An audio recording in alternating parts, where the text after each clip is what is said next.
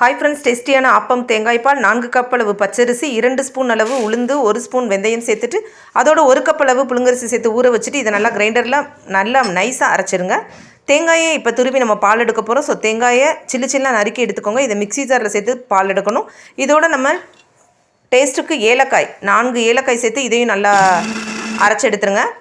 தடவை அரைக்கிற தேங்காய் பாலை நல்லா வடிகட்டிட்டு அதை புளிஞ்சு எடுத்துகிட்டு இதே மாதிரி 3 டைம்ஸ் நீங்கள் சேர்த்து பால் எடுத்துக்கலாம். இந்த பாலில் வந்து நீங்கள் நாட்டு சக்கரை அல்லது சுகர் சேர்த்துக்கலாம். இன்றைக்கி நான் சுகர் சேர்த்துருக்கேன். மாவை எடுத்தாச்சு. இந்த மாவில் நம்ம உடச்சி அந்த தேங்காய் தண்ணியும் சேர்த்து நல்லா கிளறிட்டு ஆப்பசட்டியில் மாவை ஊற்றிட்டு 2 பக்கம் இப்படி சுற்றி எடுத்திங்கன்னா சூப்பரான ஆப்பம் ரெடி ஆயிடுச்சு.